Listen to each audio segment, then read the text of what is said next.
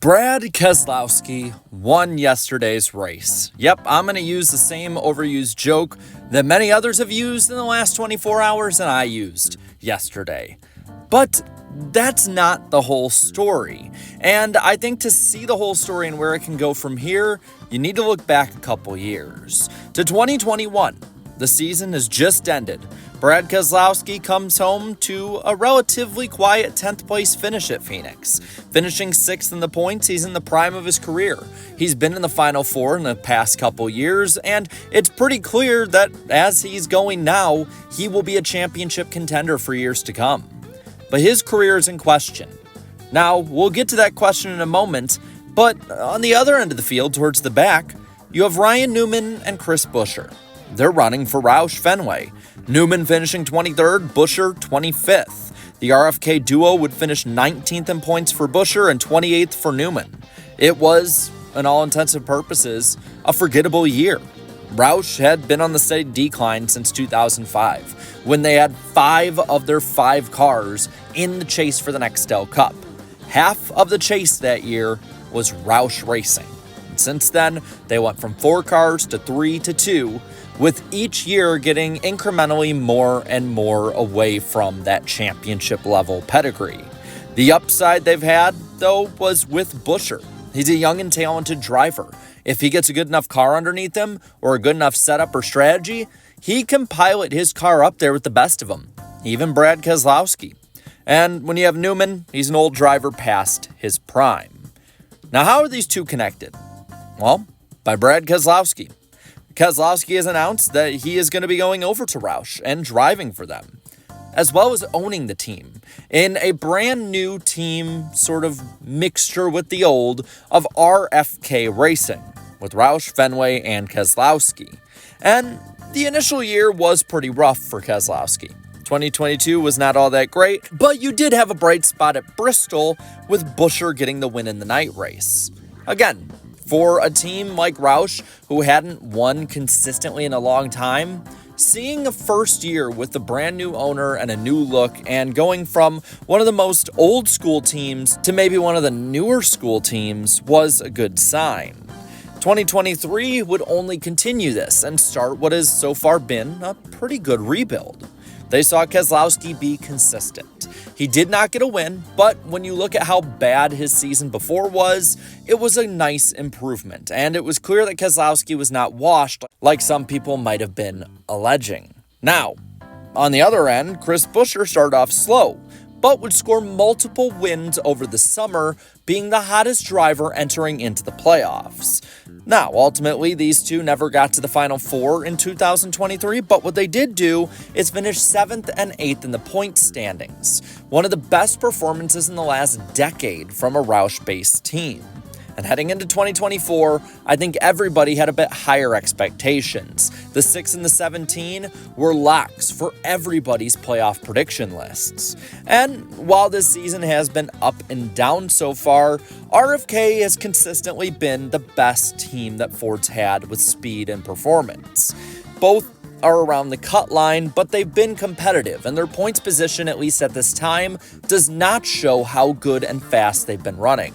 Brad Keselowski, after a slow start, ascended quickly up the points, and Buescher has been a guy in that playoff picture the entire year. Now, at Kansas, Buescher would be so close, losing to Kyle Larson in the closest finish in NASCAR Cup Series history of 1/1000th of a second. And he'd follow that up by competing for the win at Darlington, along with Tyler Reddick and his owner teammate, Brad Keselowski. 2 of the 3 cars going for the win at the end of the Darlington race were RFK Fords, and Brad Keselowski would ultimately get it, though it'd be Buescher that he would have to pass to win that race after he had troubles with Tyler Reddick in that finish. But what is it moving forward that Roush is going to do? Is RFK back? That, I think, is a big question here.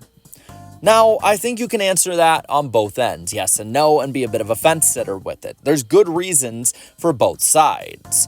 On the positive side, they've been competitive. This team, even without the wins, has been competing for victories, honestly, for the last 2 or so years. Since the middle of 2022, this team has seemingly gotten better and better, with a few hiccups here or there, though. But they've been improving, and that improvement is something that's been missing from Roush teams for a long time. Like I said, looking back to the 2000s, they were competitive and were competing for championships after 2005. 06, they had a competing year. They also were pretty good in 2008 and 2011 as well. 2012 was another consistent year, but after that, once Matt Kenseth had left, this team never really reached that high again. And they just continued to kind of go further and further down as good drivers kind of just fell by the wayside for them. And I think with that, they have a plan moving forward. This is not a team that's aimlessly just shooting for whatever veteran might be able to go over there for the minimum. Instead, they're building up a program that is supposed to be a top-tier level team. The same way that Hendrick Motorsports or Joe Gibbs Racing has, Penske, for instance. These are all teams that we see today as the pinnacle of both their manufacturer and of NASCAR as a whole. And RFK used to be there back when they were just Roush. I think that they're innovating. They have their Stage 60 program. It's clear that while maybe not in the next year, they still want to improve and expand this team for the first time in 20 or so years, which is a huge change of pace. Not to mention, whether it be social media or marketing alike, this team has definitely joined the 21st century for the first time. And with it, I think that you really could make a good case that this team is ascending to be one of the top tier teams in this sport. But there's others that bring up some good detracting opinions. They're still generally a middle of the pack team. And while, yes, you can make arguments about that and say, well, they ran better than they finished, they should finish better in the other races to kind of mitigate that, if they are going to be a superpower team like many want them to be again. They need to prove they can be a title contender. Like I said, there has not been a NASCAR Cup Series championship that has had Roush in some way in the middle of it since 2011 when Carl Edwards tied Tony Stewart. That needs to change. One of these guys needs to qualify for the Final Four for them to take that next step in asserting themselves as the top team at Ford and becoming a superpower again. And of course, they need to expand to more cars. There's rumors of them getting another charter soon, whether it's the next year, 2 or 3, but getting a third and eventually fourth team is another way that an OEM would push them further to the front.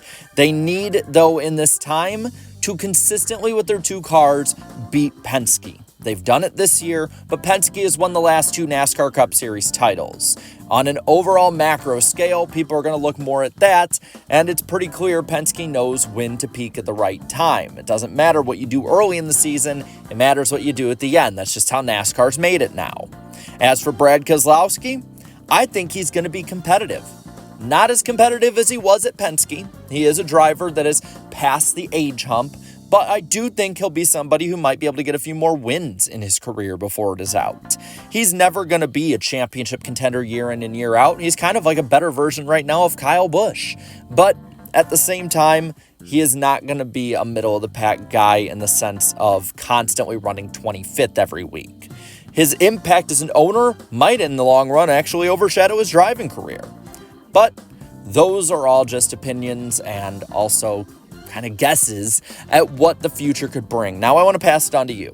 What do you think of Bad Brad and the RFK Brigade? Do you think that they are on the up and up, or do you think it's a flash in the pan and you need to see more? Let me know down in the comments below, and while you're at it, leave a like on this video, share this video, and subscribe to this channel for more great and fun NASCAR content. Thank you so much to all my channel members for your continued support, and until next time, have a good one.